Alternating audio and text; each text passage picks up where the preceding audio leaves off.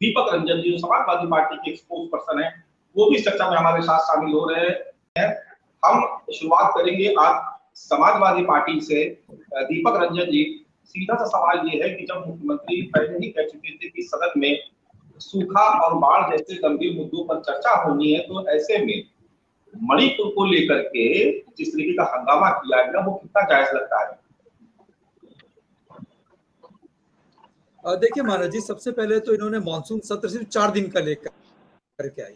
7 अगस्त से लेकर के 11 अगस्त तक का सिर्फ मानसून सत्र लेकर गया, जो बहुत कम समय है। विपक्ष अपनी बात नहीं कर पा रहे। मणिपुर आज पिछले 4 महीने से जल रहा है कि मणिपुर में इतना पीछे क्यों हट रहे हैं ये, मणिपुर में जवाब देने से पीछे क्यों हटते जा रहे हैं ये। और मणिपुर पर आखिर सदन, चाहे वो यूपी असेंबली हो या लोकसभा का सदन हो, ये लोग इतने शांत क्यों? 267 के तहत हम लोग चर्चा कराना चाहते थे, उससे भी भागे ये लोग। फिर नो कॉन्फिडेंस मोशन लाए, अभी तक उसका दिन तारीख तय नहीं हुई कि किस दिन जो है वो सदन में संसदीय नेता सदन जो है प्रधानमंत्री जी उस पर जवाब देंगे। तो देखिए बहुत सी समस्याएं हैं। शुरुआत अगर ये मणिपुर से करना चाहते थे, क्योंकि मणिपुर का मामला पिछले 4 महीने से है।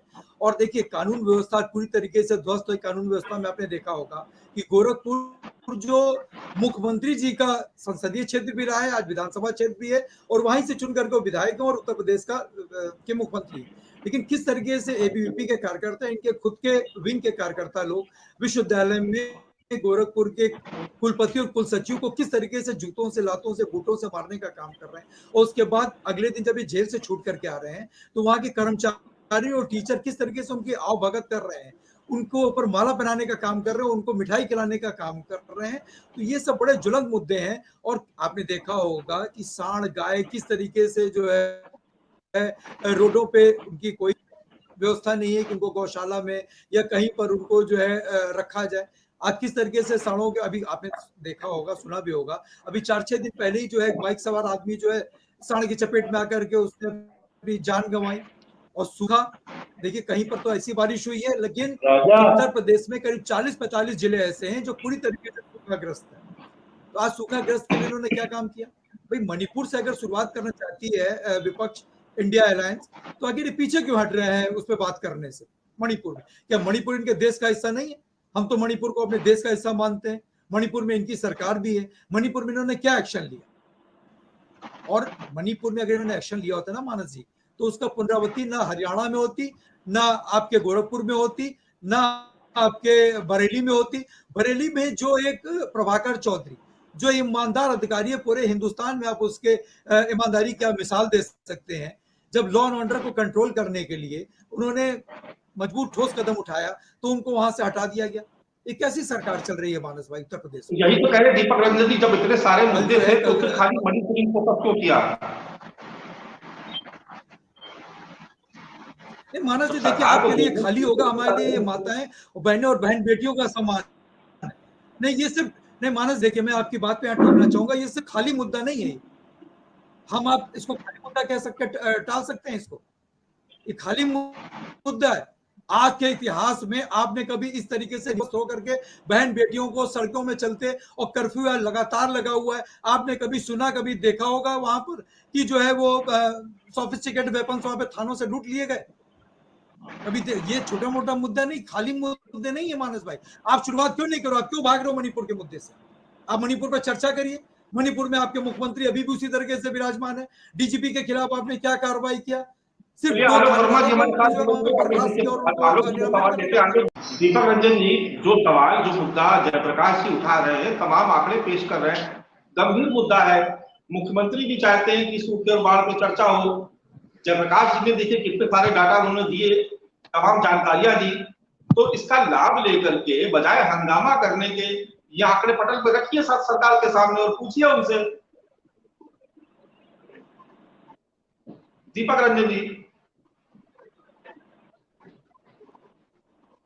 दीपक जी आपकी आवाज नहीं आ रही, आप म्यूट पे हैं।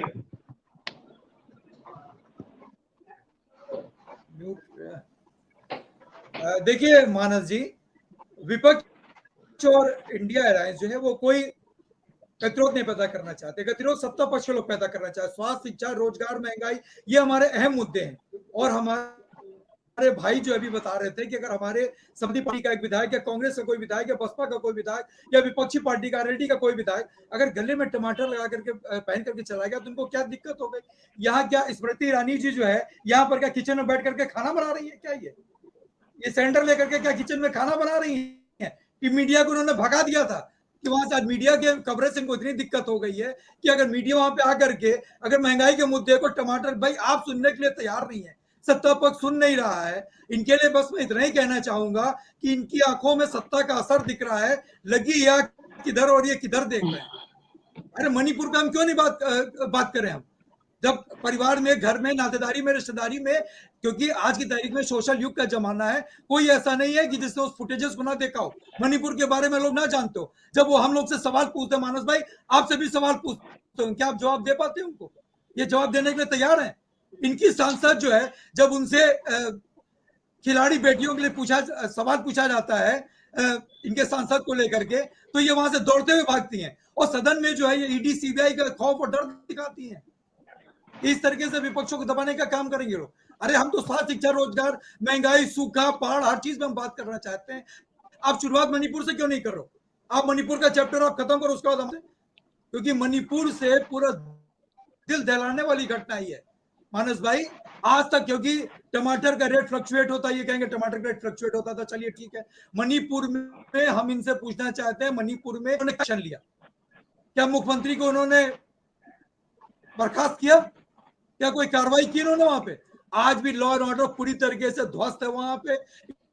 इनको तो सिर्फ सरकार बनाने से फुर्सत नहीं है। 2017 में इन्होंने 21 विधायक लेकर के हॉर्स ट्रेडिंग करके जबरिया इन्होंने सरकार बना दी थी। अरे जब सरकार आपसे संभल नहीं रही थी तो हॉर्स ट्रेडिंग करके सरकार आपने क्यों बनाई?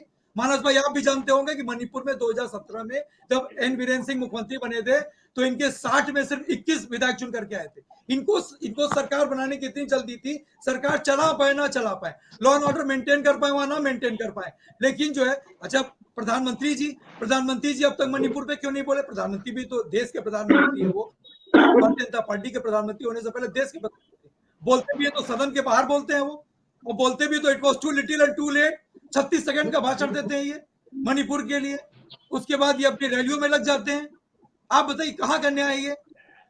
सिर्फ मणिपुर की घटना नहीं है ये, ऐसी ऐसी घटनाएं लोगों वहां से जो है लोगों का मनोबल मानस भाई इतना बढ़ा हुआ है। अगर वहां पे उचित कार्रवाई एक्शन अगर ले लिया गया होता तो आज लोगों में ये आंदोलनकारियों में इनके अंदर खौफ का माहौल होता कि अगर हम कुछ करेंगे तो हमको डिटेन करके जेल भेजा जाएगा या हमारे खिलाफ कड़ी से कड़ी कार्रवाई होगी। ये बता दें हमारे आलोक भाई बैठे हुए हैं और इस पत्रकार है, तो पत्रकार जगत से आते हैं।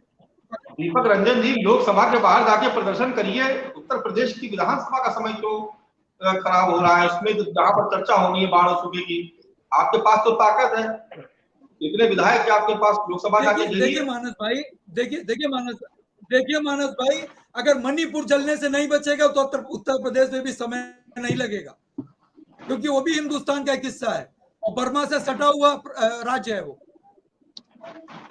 अगर हम मणिपुर को नहीं बचाएंगे तो हम अपने उत्तर प्रदेश को कैसे बचा पाएंगे?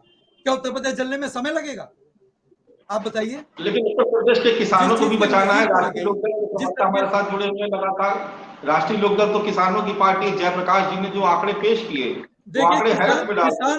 अभी हमारे जयप्रकाश भाई ने पूरी बात कर ली, पूरी बात उन्होंने रख दी, सूखा गैस की बात कर ली, और ये बिल्कुल सत्य है मानस भाई कि किसानों का कल्याण, नौजवानों का कल्याण, महिलाओं का कल्याण अगर किसी सरकार में होगा तो इंडिया अलायंस की सरकार में होगा। इनके पास का कुछ नहीं है। ये तो कह करके आए थे कि जो है ये किसानों का आय दुगनी कर देंगे। 6 साल से किसानों को उन्होंने मरने के लिए छोड़ दिया। 7,000 जो हंगामा किया, लेकिन किसानों की पार्टी है राष्ट्रीय लोकदल, किसानों के मुद्दे पर आवाज उठाएंगे। एक बात मेरी और आ जाती है मानस भाई, बोलिए। तो हमारे आलोक भाई को तो चूंकि मीडिया जगत से आए हुए हैं, पुराने पत्रकार, मैं कह रहा हूँ कि आलोक भाई तो मीडिया जगत से आए, पुराने पत्रकार रहे, इनको तो मीडिया पे विश्वास नहीं है। अगर किसी मीडिया ने माला टंगे टमाटर जो है अगर फोटो कवरेज कर लिया तो उसमें भी इनको दिक्कत है।